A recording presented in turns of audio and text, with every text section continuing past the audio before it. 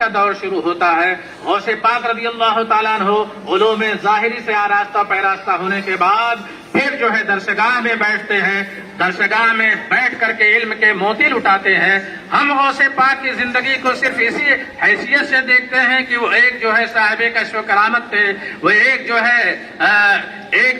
احسان و سلوک کی منزل کے اعلیٰ ترین منزل پر فائز ہونے والے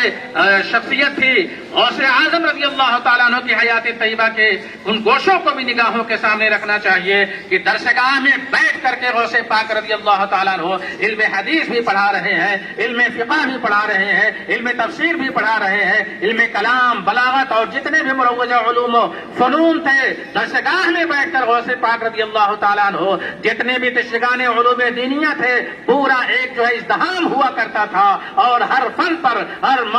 موضوع، ہر مضمون پر غوث پاک رضی اللہ تعالیٰ عنہ علم و فضل کے موتی اٹھایا کرتے تھے، اور صرف علم ہی نہیں عمل کے بھی شہسوار تھے، اس لیے کہ بغیر عمل کے علم کی کوئی حیثیت نہیں ہوتی ہے۔ بل اس کی مثال یوں ہی سمجھ لیں کہ ایک جو ہے گدھے پر کتابیں لاد دی جائیں، سارے علوم و فنون کی کتابیں اس کی پیٹھ پر رکھ دی جائے، اسے کیا حاصل ہونے والا ہے؟ تو بغیر عمل کے اگر علم ہو تو کوئی معنی نہیں رکھتا ہے۔ یہ ایک پیغام ہمارے علماء کے لیے بھی ہے، طلباء کے لیے بھی ہے کہ علم حاصل کرنے کے بعد عمل کی دولت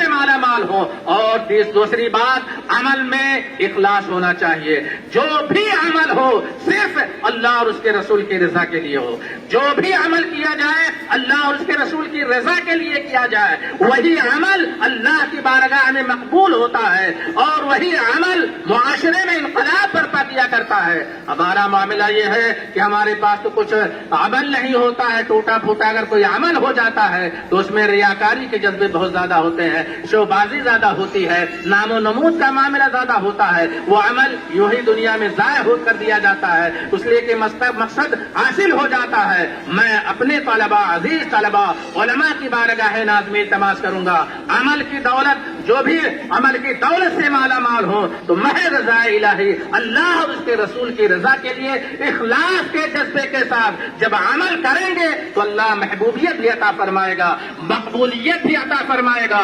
غوث اعظم اخلاص و للہیت کے جذبے سے سرشار ہو کر کے جو بھی عمل کر رہے تھے، اور اللہ نے ان کو شان محبوبیت عطا فرما دی ہے۔ کئی صدیاں گزرنے کے بعد آج کروڑوں دلوں کی وہ دھڑکن بنے ہوئے ہیں، دنیا میں ہر جگہ انہی کا چرچا، انہی کا نام لیا جا رہا ہے۔ اور حاضرین محترم، ان ادوار سے گزرنے کے بعد پھر اللہ تبارک و تعالیٰ اپنا محبوب مقرب بندہ اس کو بنا لیتا ہے، اور اس کے بعد انعام و اکرام کی بارش ہوتی ہے، اور رحمت الہی اس شخصیت پر جھوم جھوم کر برستی رہتی ہے۔ اور کئی صدیاں گزرنے کے بعد آج بھی رحمتوں کی وہی جھماجھم بارش ہو رہی ہے۔ ہم اس جگہ غوث پاک کا جو ہے ذکر جمیل سننے کے لیے اخیر میں صرف یہی پیغام دوں گا کہ حاضرین محترم، غوث پاک رضی اللہ تعالیٰ عنہ کی والدہ، ان کے والد محترم کی زندگی ہم سنتے سناتے رہتے ہیں۔ ہمارا معاملہ یہ ہمارے معاشرے میں ہم اپنے بیٹے یا بیٹی کے لیے کوئی رشتہ تلاشتے ہیں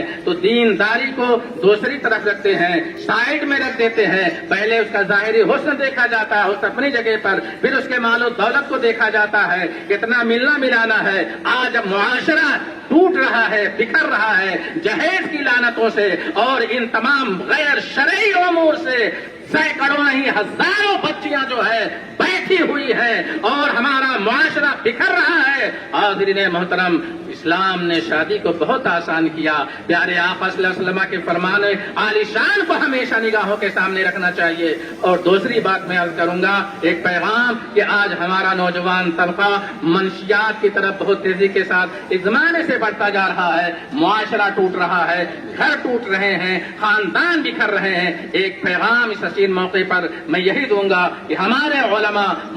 مسجدوں میں منبر و محراب سے اگر فضائل و مناقب بیان کریں کریں، اگر کشف و کرامات بیان کریں، ساتھ ہی ساتھ غوث پاک کی زندگی کے ان تابندہ نقوش کو بھی بیان کریں کہ غوث پاک اللہ کے بندوں سے کتنی محبت فرمایا کرتے تھے، غوث پاک کے اندر خدمت خلق کا کیسا جذبہ تھا، مخلوق خدا سے کیسی محبت ہوا کرتی تھی، اور یہ سارے اولیاء کرام کی زندگی میں نمایاں وصف یہی نظر آئے گا کہ اللہ کے محبوب بندوں کی شان ہی یہی ہوا کرتی تھی کہ وہ مخلوق خدا سے محبت کرتے تھے، وہ معاشرے کی برائیوں کو دیکھتے تھے، وہ سوسائٹی کی برائیوں کو دیکھتے تھے تو اسے دور کرنے کے لیے حکمت بھرے انداز میں کس طرح سے چینجنگ لایا کرتے تھے، انقلاب برپا کیا کرتے تھے۔ آج بھی ضرورت اس بات کی ہے، غوث پاک رضی اللہ تعالیٰ عنہ ہوں، غریب نواز ہوں، محبوب الہی ہوں، ان کے پاس لوگوں کا تانتا لگا رہتا تھا، لوگ اپنا دکھ درد بیان کرنے کے لیے آیا کرتے تھے۔ اللہ کے محبوب بندوں کی یہی شان ہوتی ہے کہ جب ان کے پاس کوئی ضرورت مند پریشان حال آتا ہے، اپنی پریشانی بیان کرتا ہے